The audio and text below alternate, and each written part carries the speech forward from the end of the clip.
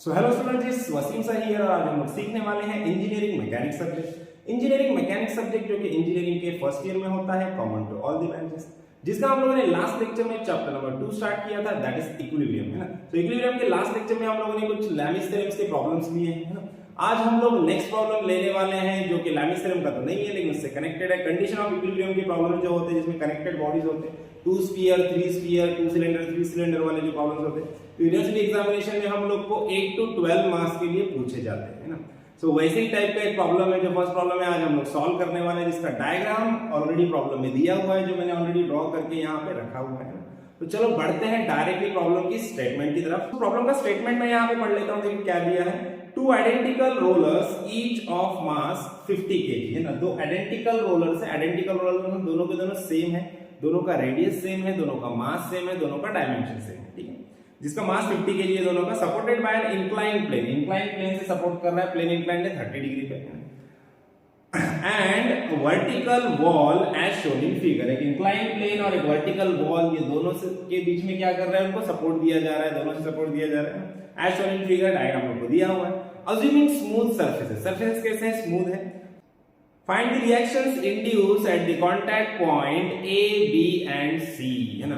तो जो भी कांटेक्ट पॉइंट्स ए बी और सी है, यहाँ पे सी बी और ए, ये कांटेक्ट पॉइंट्स की हम लोग को कांटेक्ट पॉइंट से जो रिएक्शंस हो गए वो रिएक्शंस हम लोग को फाइंड आउट करना है सिंपली, है ना। तो हम लोग को पता है कि भाई ये हमारा एक रोलर है और ये एक रोलर है, 2 रोलर से, दोनों के डायमेंशन सेम है, ठीक है।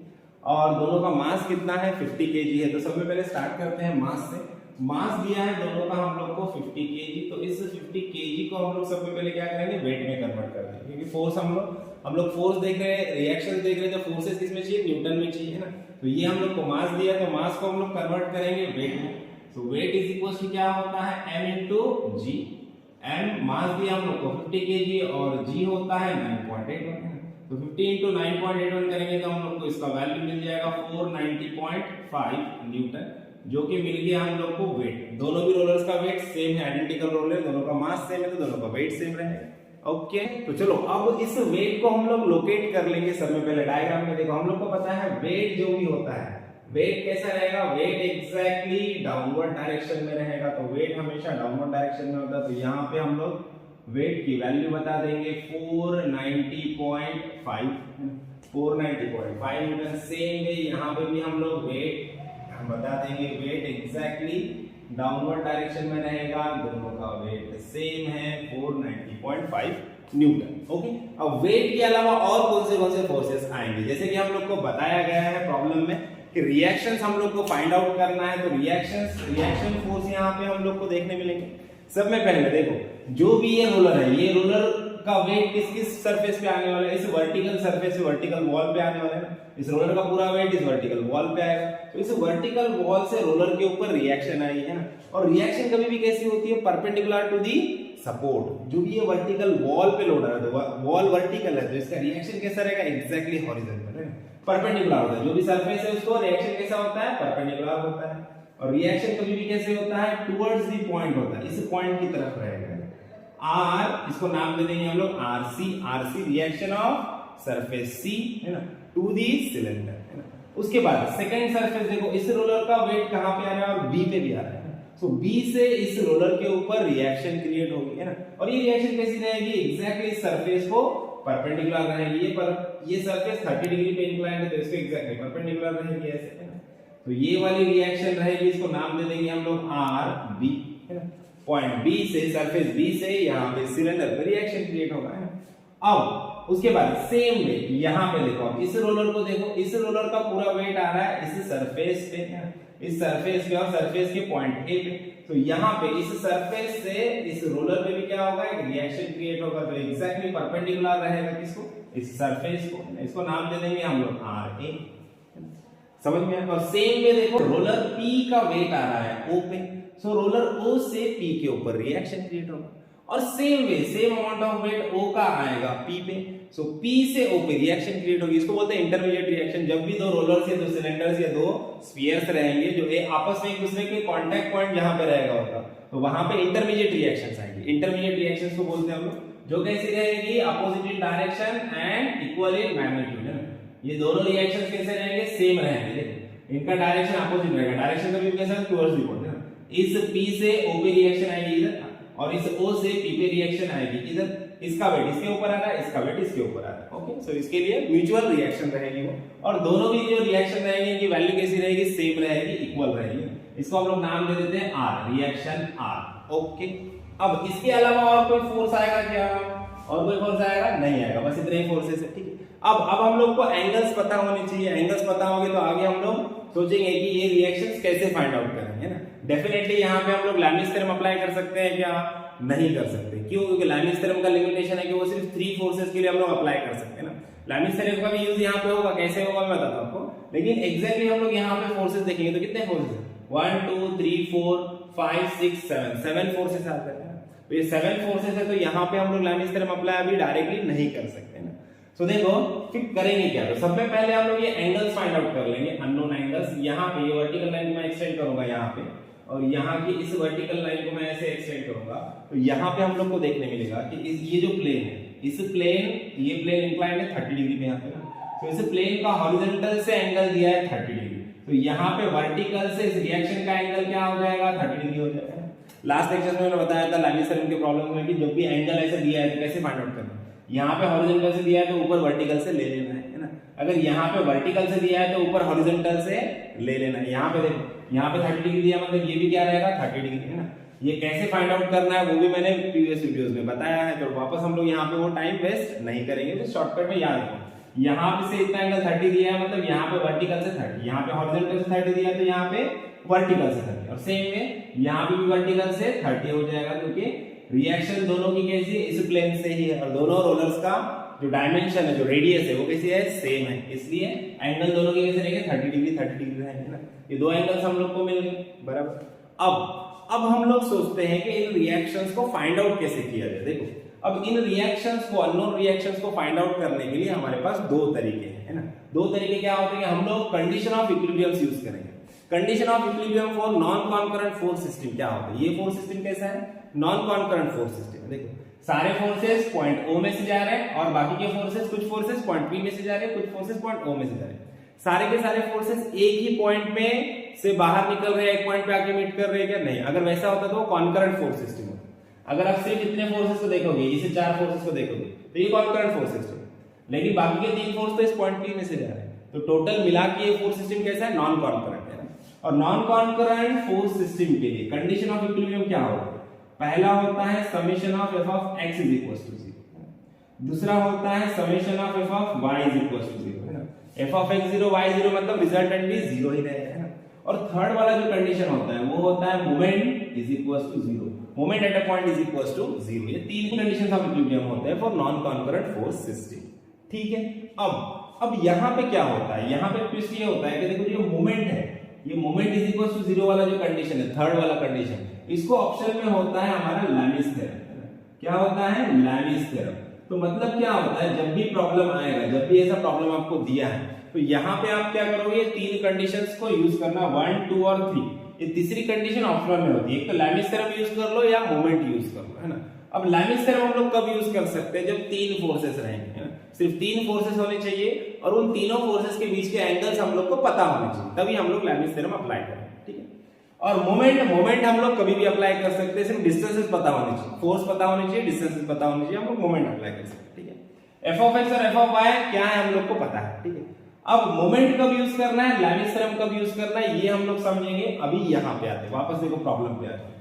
अब प्रॉब्लम पे आओगे आप, तो आप यहाँ पे देखोगे कि इस वाले पॉइंट O पे देखो, इस रोलर O पे कितने फोर्सेस है, 4 फोर्सेस है। और इस रोलर P पे आप अगर ध्यान से देखोगे, रोलर P के ऊपर कितने फोर्सेस है, 1 2 एंड 3। इस रोलर P पे सिर्फ 3 फोर्सेस है ना। अगर हम लोग मान ले थोड़ी देर के लिए हम लोग रोलर O को भूल जाएंगे, सिर्फ रोलर P को देखेंगे, तो रोलर P पे हमारे पास कितने फोर्सेस है, यहाँ पे सिर्फ 3 फोर्सेस है। तो 3 फोर्सेस है, और उसमें से एक नोन फोर्स है, बाकी के 2 अननोन रिएक्शंस है ना। तो अगर यहाँ पे इस रोलर P का हम लोग सिर्फ इक्विलिब्रियम कंसीडर करेंगे, और रोलर P पे अगर हम लोग लैमिस थ्योरम अप्लाई करते हैं, तो हम लोग को Lami's theorem, by Lami's theorem हम लोग को रिएक्शन R और ये रिएक्शन RA, ये दोनों रिएक्शंस की वैल्यू मिल जाएगी बाय अप्लाइंग लैमिस थ्योरम, है ना। तो यहाँ पे हम लोग क्या करेंगे, इस रोलर P का इक्विलिब्रियम कंसीडर करेंगे और इस रोलर P का, सिर्फ रोलर P का इक्विलिब्रियम कंसीडर करेंगे और यहाँ पे लैमिस थ्योरम अप्लाई करेंगे और लैमिस थ्योरम अप्लाई करने के बाद हम लोग को रिएक्शन RA और R मिल जाएंगे ना। तो वो हम लोग यहाँ पे करने वाले हैं ना। अब मैंने आपको क्या बताया, लैमिस थ्योरम यूज कर सकते हैं, उसके बजाय आप मोमेंट भी ले सकते हैं ना। तो आप मोमेंट लेना है तो आप मोमेंट एट पॉइंट O लेकर के भी रिएक्शन RA फाइंड आउट कर सकते हो, है ना। मोमेंट एट पॉइंट O लेकर के भी रिएक्शन RA फाइंड आउट कर सकते हो, बट वो थोड़ा सा डिफिकल्ट जाएगा ना। लैमिस थ्योरम इजी जाएगा, मैं आपको बताऊंगा कि लैमिस थ्योरम से कैसे सॉल्व करना है, ठीक है। तो देखो सबसे पहले क्या करेंगे, considering equilibrium of roller P, है ना। अब रोलर P का इक्विलिब्रियम हम लोग कंसीडर करेंगे, तो रोलर P को सिर्फ देखो, अब इतना ही देखना है, यही तीन फोर्सेस है ना। तो अब लैमिस थ्योरम अप्लाई करना है, तो लैमिस थ्योरम अप्लाई करने के लिए सबसे पहले देखेंगे हम लोग तीनों फोर्सेस अंदर की तरफ जा रहे हैं, है ना। कोई बाहर कोई अंदर ऐसा है नहीं, तीनों फोर्सेस का डायरेक्शन भी सेम है, तो कोई दिक्कत नहीं। अब हम लोग को क्या देखना है, सिर्फ एंगल्स, तीनों के बीच के एंगल्स हम लोग को फाइंड आउट करने हैं। तो उसके लिए सबसे पहले क्या करते हैं हम लोग, यहाँ से हॉरिजॉन्टल लाइन हम लोग ड्रॉ कर लेंगे ताकि एंगल्स पता कर सके हम लोग, इजी हो जाए एंगल फाइंड आउट करना। अब आप ध्यान से देखोगे तो ये वाला प्लेन है ना, और ये जो लाइन है और ये प्लेन है, ये दोनों एक दूसरे को पैरेलल है। कैसे पैरेलल है, क्योंकि दोनों भी जो रोलर्स है इसको टच कर रहे हैं, इसके ऊपर रेस्ट करते हैं ना, और दोनों का जो रेडियस है वो रेडियस कैसा है, सेम है, इक्वल रेडियस है। दोनों कैसे आइडेंटिकल रोलर्स बोला है, मतलब आइडेंटिकल रोलर्स में दोनों का रेडियस कैसा है, सेम है। मतलब ये लाइन और ये लाइन एक दूसरे को कैसे है, पैरेलल है, ये दो पैरेलल लाइन है ना। और इनके जो रिएक्शंस है वो एग्जैक्टली इसको परपेंडिकुलर है, मतलब ये दो लाइन भी कैसे है, पैरेलल है ना। तो ये OP और ये AB, OP AB ये क्या हो गया, एक रेक्टेंगल हो गया, है ना। या सिंपल देख लो, ये और ये लाइन पैरेलल है एक दूसरे को, और ये लाइन, ये दोनों लाइन को कैसे परपेंडिकुलर है। तो ये वाला जो एंगल रहेगा, ये टोटल एंगल कितना हो जाएगा, 90 डिग्री हो जाएगा, है कि नहीं। ये दो लाइन एक दूसरे को पैरेलल है क्योंकि दोनों की रेडियस सेम है ना। और ये रिएक्शन इस लाइन को कैसी है, इस सरफेस पे रिएक्शन परपेंडिकुलर है, मतलब इसको भी क्या हो गया, परपेंडिकुलर हो गया, मतलब दोनों के बीच का एंगल कितना हो गया, 90 डिग्री। अब दोनों के बीच का एंगल 90 डिग्री है और यहां से इतना एंगल 30 है, तो ये कितना हो जाएगा, ये हो जाएगा 60, है कि नहीं। दोनों 90 है, 60 प्लस 30 क्या हो गया, 90, बराबर। तो यहां से इतना एंगल हम लोग को मिल गया कितना, 60 डिग्री, है ना। और यहां से इतना एंगल मिल गया 30 डिग्री, और दोनों का मिला के कितना हो गया, 90 डिग्री, बराबर। अब यहां पे ध्यान से देखो, ये वाला है हमारा वर्टिकल लाइन, और यहाँ पे अभी मैंने जो लाइन ड्रॉ किया है, इस पॉइंट P को मैं थोड़ा सा ऊपर लिख देता हूँ यहाँ पे। तो यहाँ पे मैंने अभी जो लाइन ड्रॉ किया है, ये एग्जैक्टली हॉरिजॉन्टल लाइन मैंने ड्रॉ किया है, एक वर्टिकल लाइन और एक हॉरिजॉन्टल लाइन। देखो इस वर्टिकल लाइन और इस हॉरिजॉन्टल लाइन, वर्टिकल और हॉरिजॉन्टल लाइन के बीच का एंगल कितना होता है, 90 डिग्री, बराबर। ये दोनों के बीच का एंगल कितना है, 90 डिग्री है, और यहाँ से यहाँ तक का एंगल कितना है, 60 है। सो अब ये वाला जो एंगल है, जो बचा हुआ एंगल है ये वाला, ये कितना रहेगा, फिर ये 30 रहेगा। देखो यहाँ से 30 और ये 60, तो ये दोनों के बीच का कितना हो गया, 90। एक वर्टिकल लाइन और एक हॉरिजॉन्टल लाइन के बीच का एंगल कितना होता है, 90 डिग्री होता है। तो इस तरह से हम लोग को ये वाला एंगल मिला है 30, और यहाँ से देखो अगेन ये वर्टिकल लाइन और हॉरिजॉन्टल लाइन के बीच का एंगल कितना मिल गया, 90 डिग्री मिल गया है ना। सो ये एंगल कितना है, 90 है, बराबर। ये 30, ये 90, बराबर, ये 60, ये 30 मिल गया हम लोग को, ठीक है। अब ये दो फोर्स के बीच का एंगल कितना हो जाएगा, ये दो फोर्स के बीच का एंगल निकालने के लिए हम लोग क्या करेंगे, देखो अब ये हॉरिजॉन्टल लाइन और ये वर्टिकल लाइन, दोनों के बीच का एंगल कितना है, 90 डिग्री, बराबर। और अब यहां से इतना एंगल कितना रहेगा, देखो इस वर्टिकल लाइन और इस हॉरिजॉन्टल लाइन, इस हॉरिजॉन्टल लाइन और वर्टिकल लाइन के बीच का एंगल कितना है, 90 है, और यहां से यहां तक कितना है, 30 है। तो ये बचा हुआ कितना रहेगा, 60 रहेगा, कितना रहेगा, 60 रहेगा। तो 90 प्लस 60 करेंगे तो ये वाला एंगल मिल जाएगा, और 30 प्लस 90 करेंगे तो ये दो फोर्स के बीच का एंगल मिल जाएगा, और ये दो फोर्स के बीच का एंगल तो ऑलरेडी पता है, 60 प्लस 30 कितना, ये 90 है।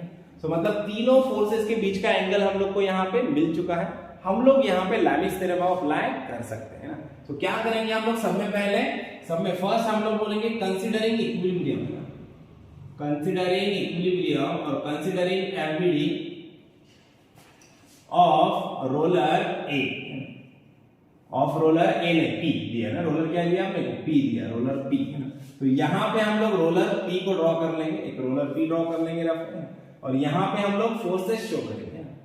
पहला फोर्स है हमारा ये RA, ठीक है, और दूसरा वाला फोर्स है हमारा इधर जा रहा है, ये वाला, ये है हमारा R रिएक्शन R, और हमारा वेट है, रोलर का वेट है डाउनवर्ड डायरेक्शन में, ये हम लोग को नोन फोर्स है ये है 490.5। अब इनके बीच के एंगल्स, इन दोनों के बीच का एंगल कितना है, ये है 90 डिग्री हम लोग को दिया है। देखो 60 + 30 कितना हो गया, 90 डिग्री। अब ये दो के बीच का एंगल कितना हो जाएगा, 30 + 90, देखो 30 + 90 कितना हो जाएगा, 90 + 30 120 है। तो इस दो फोर्स के बीच का एंगल है 120, तो यहां से इतना एंगल मैं लिख दूंगा 120 डिग्री। उसके बाद इन दो फोर्सेस के बीच का एंगल कितना है, देखो इन दो फोर्सेस के बीच का एंगल हम लोग को डायरेक्ट में मिल जाएगा। देखो टोटल तीनों का एंगल मिला कितना होना चाहिए, 360 होना चाहिए। तो ये दोनों को ऐड करो, 360 में से सब्ट्रैक्ट करो तो भी एंगल मिल जाएगा। या फिर हम लोग को डायरेक्ट में निकाला है, हम लोग को पता है ये 60 है और ये 90 है, 90 + 60 कितना हो गया, 150। तो ये वाला एंगल मिल गया हम लोग को 150 degree. Okay, 90 degree, 120 degree, 150 degree, तीनों एंगल्स मिल गए। अब एक बार क्रॉस चेक कर लेना, क्या करना है, तीनों को ऐड कर लेना है। तीनों को ऐड कर लोगे तो एंगल कितना आना चाहिए, 360 आना चाहिए। अगर 360 आ रहा है तो हमारा कैलकुलेशन बराबर है, अगर अलग आ रहा है कुछ तो वापस से चेक करो कैलकुलेशन में क्या रॉन्ग हुआ है। ठीक है, तो तीनों एंगल मिल गए, तीन फोर्सेस है, considering equilibrium of P roller P. तो यहां पे हम लोग लैमिस थ्योरम अप्लाई करेंगे। तो यहां पे लिखेंगे हम लोग applying Lami's theorem, applying Lami's theorem. Lami's theorem को अप्लाई करते हैं। लैमिस थ्योरम क्या बोलता है, सब में पहले नोन फोर्स को लिखेंगे। नोन फोर्स है हमारा 490.5 upon divided by sine of. अब ये 490 के फोर्स को छोड़ देंगे तो बाकी के दो फोर्सेस के बीच का एंगल कितना है, 90 डिग्री है ना। तो इसके नीचे लिखना है हम लोग को sine of 90 is equal to, अब देखो नेक्स्ट वाला फोर्स r लिखो या r लिखो, कोई भी लिखो, तो हम लोग r a लिख देंगे, r a upon r a को छोड़ दो तो क्या बचा, r और वेट। r और वेट के बीच का एंगल कितना है, 120। सो नीचे लिखेंगे हम लोग sine of 120। Okay, is equal to, तीसरा वाला फोर्स क्या है हमारा, r है, रिएक्शन r। तो यहां पे लिख देंगे r अपॉन r डिवाइडेड, अब r को छोड़ दो, सो r a और w इन दोनों के बीच का एंगल कितना है, 150 डिग्री। तो यहां पे लिख देंगे हम लोग साइन ऑफ 150 डिग्री। ओके, समझ गए, सिंपल वाला लैमिस थ्योरम हम लोग ने यहां पे अप्लाई किया। अब क्या करना है, अब इन दो इक्वेशंस को इक्वेट करो और r मिल जाएगा, फिर इन दो इक्वेशंस को इक्वेट करो, हमारा r मिल जाएगा ना। सबसे पहले इन दो इक्वेशंस को इक्वेट करते हैं हम लोग, सिर्फ इनको देखो, ये दो इक्वेशंस को देखो, r निकालना है हम लोग को।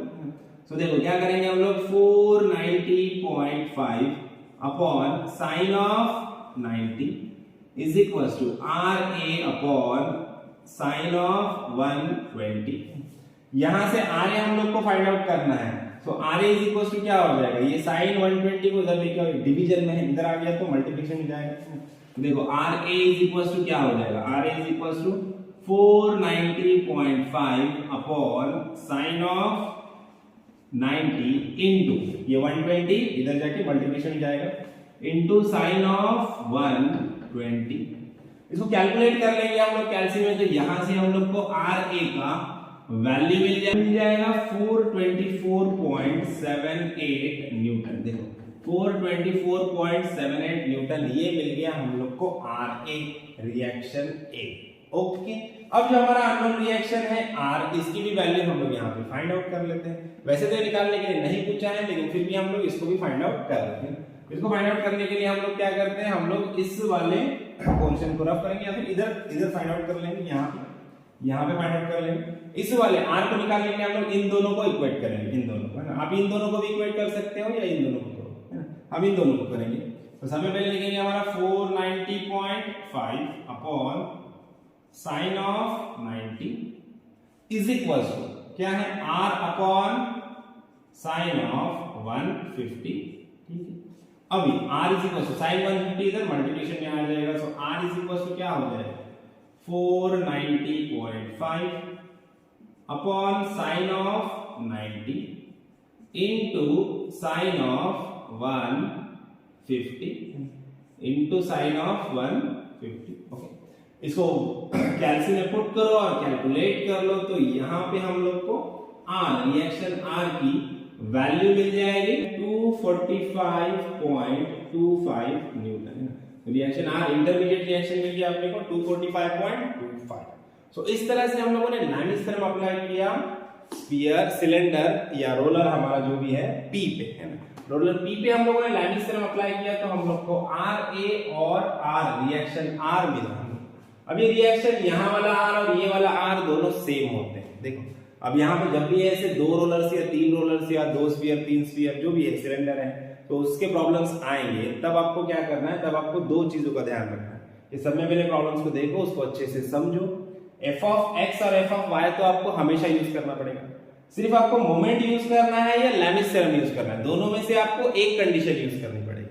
तो वहां पे आपको ध्यान से देखना है कि किस वाले रोलर या सिलेंडर में 3 फोर्सेस है। यहाँ पे मान लो 3 फोर्सेस है, तो 3 फोर्सेस के एंगल्स हम लोग को मिल सकते हैं। ध्यान से देखना, सोचना समझना कि तीनों के बीच के एंगल्स हम लोग को मिल सकते हैं। अगर एंगल आपको मिल सकते हैं तभी लैमिस थ्योरम के थ्रू जाओ, नहीं तो फिर क्या करना है, मोमेंट लेना। और मोमेंट जब भी लोगे आप तो मोमेंट किस पॉइंट से लेना है। देखो ये जो भी सर्कल्स रहेंगे इनके जो सेंटर्स है, सेंटर्स देखना है आपको कि किस सेंटर पे सबसे ज्यादा फोर्सेस है। यहाँ पे 4 फोर्स है, यहाँ पे 3 फोर्स है ना, तो अननोन फोर्स यहाँ पे सब में ज्यादा है, आरबी आरसी और ये आर, 3 अननोन फोर्स है यहाँ पे। तो क्या करना है, मोमेंट कभी भी लोगे तो मोमेंट पॉइंट ओ से लेना है। मोमेंट पॉइंट ओ से लेकर तो 4 फोर्स क्या हो जाएंगे, इनका मोमेंट 0 हो जाएगा, ये पॉइंट ओ में से पास होगा। फिर बचेंगे ये 2 फोर्सेस से, तो ये 2 फोर्सेस में एक नोन है एक अननोन है, तो वो अननोन फोर्स आपको मिल जाएगा डायरेक्ट, है ना। तो ये अभी बढ़ते हैं हमारे नेक्स्ट स्टेप्स की तरफ। हम लोग को सिर्फ आरए मिला है, अब आरबी और आरसी फाइंड आउट करना बाकी है। तो आरबी और आरसी फाइंड आउट करने के लिए हम लोग क्या करेंगे, समेशन ऑफ एक्स और एफ ऑफ वाई की हेल्प लेंगे। इस वाले कंडीशंस को हम लोग यूज करने वाले हैं। ओके, तो उसके लिए क्या करेंगे हम लोग, सबसे पहले इसको रफ कर लेंगे, बाकी की चीजों को रफ कर लेंगे। लैमिस थ्योरम हम लोगों ने यूज कर दिया। हम लोग को सेकंड कंडीशन यूज करना है इक्विलिब्रियम की, that is f of x equals to 0 और f of y equals to 0। अभी दोनों कंडीशंस को यूज करने के लिए आपको सारे फोर्सेस हॉरिजॉन्टल या वर्टिकल चाहिए। तो यहाँ पे हम लोग क्या करेंगे, जो इंक्लाइन फोर्सेस है जैसे कि हमारा आर बी है और आर है, ये 2 इंक्लाइन फोर्सेस है, तो सब में पहले इनको 2 कंपोनेंट में रिजॉल्व कर लेंगे। इनका एंगल हम लोग को पता है, वर्टिकल से एंगल दोनों का भी पता है 30 डिग्री, ठीक है। तो दोनों को हम लोग यहाँ पे क्या करते हैं, रिजॉल्व कर लेते हैं 2 कंपोनेंट।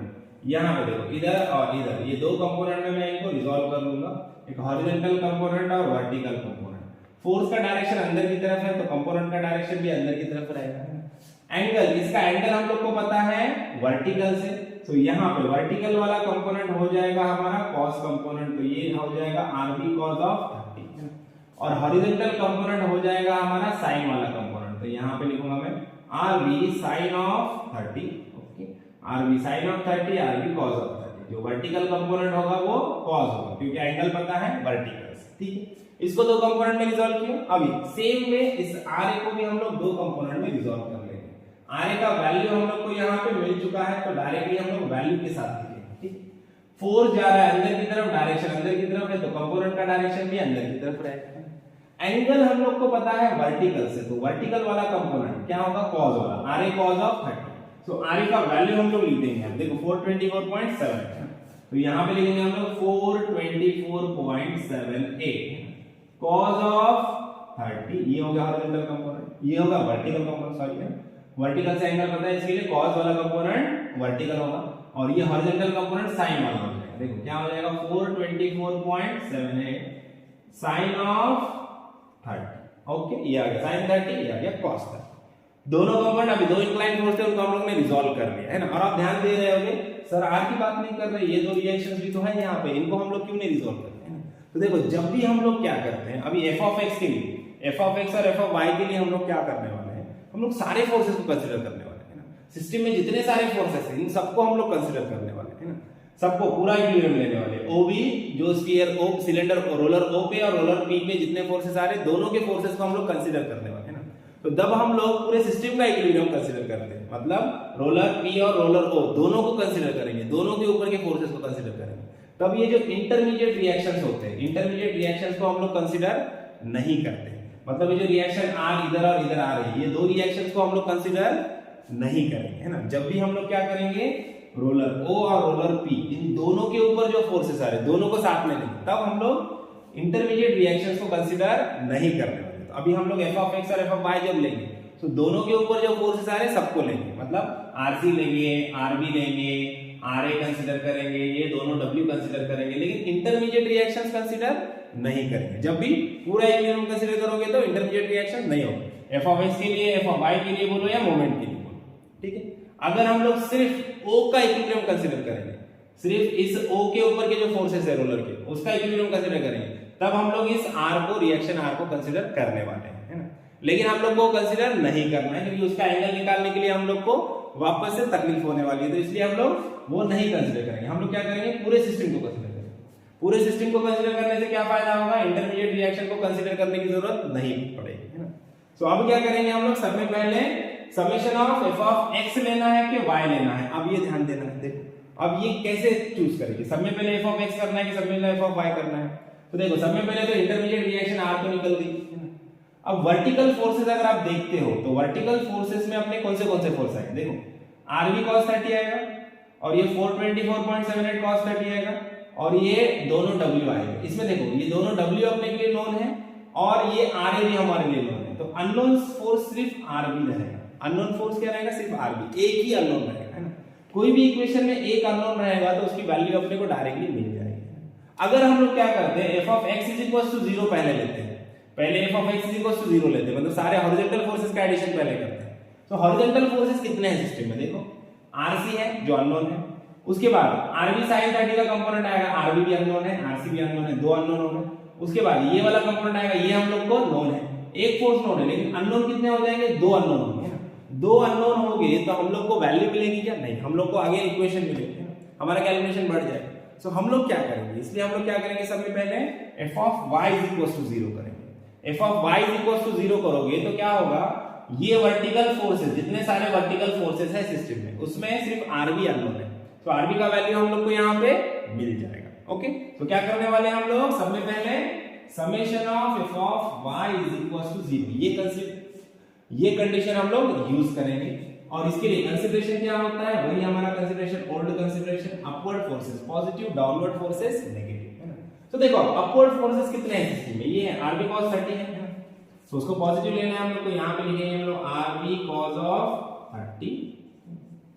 देन और अपवर्ड फोर्स हमारा ये वाला है, ये अपवर्ड जा रहा है, तो इसको भी पॉजिटिव लेंगे हम लोग, प्लस 424.78 cos of 30। ओके, और देखो और कोई अपवर्ड फोर्स है नहीं। अब ये दो फोर्सेस है जो डाउनवर्ड है, तो डाउनवर्ड फोर्सेस हम लोग लेते हैं नेगेटिव, तो लिखेंगे यहाँ पे minus 490.5 minus 490.5 is equal to क्या आएगा, 0, है ना। कंडीशन ऑफ इक्विलिब्रियम है 0, इसको इक्वेट करना है 0 से। अब निकालना है Rb को, तो Rb को छोड़ के बाकी जितने भी टर्म्स हैं उनको उधर भेज दो ना, इज इक्वल टू के उधर भेज दो। जब कोई भी टर्म इज इक्वल टू के उधर जाएगा तो उसका साइन क्या होगा, चेंज होगा, अगर प्लस है तो वो माइनस हो जाएगा, और माइनस है तो वो उधर जाके प्लस हो जाएगा। तो देखो वही होने वाला है, Rb cos of 30 is equal to क्या होगा, ये दोनों माइनस में है तो इधर जाके क्या हो जाएंगे, प्लस हो जाएंगे, प्लस 490.5, और ये भी हो जाएगा प्लस 490.5, और ये 424.78 ये वाला फोर्स कैसे प्लस है, इधर आके क्या हो जाएगा, माइनस हो जाएगा, 78 cos of 30। ओके, अब हम लोग को Rb की वैल्यू चाहिए, तो Rb के साथ ये cos 30 कैसा है, मल्टीप्लिकेशन, ये इधर जाएगा तो इधर जाएगा, डिवीजन में जाएगा। तो हम लोग क्या करेंगे, यहाँ पे Rb इज इक्वल टू क्या हो जाएगा, 490.5 plus 490.5 minus 424.78 cos of 30 whole divided by, है ना। ये cos 30 इधर मल्टीप्लिकेशन में इधर आ गया तो डिवीजन में जाएगा, cos of 30। ओके, इस सारे कैलकुलेशन को आप कैलकुलेशन में पुट करो, अच्छे से कैलकुलेट करो, तो वहां से हम लोग को Rb का वैल्यू मिल जाएगा 707.97 न्यूटन। देखो 707.97 न्यूटन, ये मिल गया हम लोग को Rb का। अब हम लोग को क्या क्या निकालने के लिए बोला था, reaction at point A, B और C। सो Ra और Rb तो मिल गया, अब क्या बचा, अब सिर्फ बचा है अननोन Rc। Rc भी हम लोग को मिल जाएगा जब हम लोग summation of f of x 0 का कंडीशन यूज करेंगे। ओके, सो अब क्या करना है, अब नेक्स्ट कंडीशन हम लोग यूज करेंगे summation of f of x 0 का। उसके लिए हम लोग क्या करेंगे, ये सारा पोर्शन रफ करेंगे और summation of f of x 0 का कंडीशन यूज करेंगे, जहां से हम लोग को Rc भी मिल जाएगा। सो अब बढ़ते हैं नेक्स्ट कंडीशन की तरफ, that is summation of f of x 0। क्या होता है consideration, rightward forces positive and leftward forces negative. So अब राइट साइड में कौन से फोर्सेस जा रहे हैं, देखो हॉरिजॉन्टल फोर्सेस है 1 2 एंड 3, इसमें राइट साइड में जा रहा है सिर्फ हमारा आरसी, तो यहाँ पे लिखेंगे हम लोग आरसी प्लस आरसी। उसके बाद लेफ्ट में आ रहे हैं ये दो फोर्स, ये और ये, तो सबसे पहले इसको लिखते हैं, लेफ्ट में जा रहा है तो कैसा रहेगा माइनस, तो यहाँ पे लिखेंगे हम लोग minus 424.78 sine of 30, sine of 30। Okay same में ये वाला फोर्स देखो आरबी साइन 30, आरबी की वैल्यू पुट करो तो अभी हम लोग निकाल आरबी की वैल्यू कैसा है, लेफ्ट में जा रहे हैं तो माइनस, आरबी का वैल्यू कितना है 707.97, क्या है sine of 30, okay is equal to क्या है 0, f of x is equal to 0, condition of equilibrium. अभी आरसी को निकालना है, ये दोनों को उधर भेज दो तो साइन क्या होने वाले हैं, चेंज होने वाले, दोनों नेगेटिव है, इधर जाके क्या होंगे पॉजिटिव हो जाएंगे, दोनों का एडिशन होने वाला है, sine of 30 plus 707.97 sine of 30, इन दोनों को हम लोग ऐड कर लेंगे, कैल्शियम में प्रॉपर्ली कैलकुलेट कर लेंगे, तो यहां से हम लोग को आरसी का वैल्यू मिल जाएगा 566.38 न्यूटन, 566.38 न्यूटन। सो यहाँ पे हम लोग को आरए, आरबी और आरसी तीनों का वैल्यू यहाँ पे हम लोग को मिल चुका है, और यहाँ पे हमारा प्रॉब्लम खत्म हो गया। सो आई होप आपको प्रॉब्लम अच्छे से समझ में आया है, वीडियो अच्छा लगा है तो वीडियो को लाइक कीजिए, ज्यादा से ज्यादा अपने दोस्तों के साथ शेयर कीजिए और चैनल को सब्सक्राइब करना ना भूलिए। तो मिलते हैं नेक्स्ट वीडियो में नेक्स्ट प्रॉब्लम के साथ, तब तक के लिए थैंक यू, बाय बाय।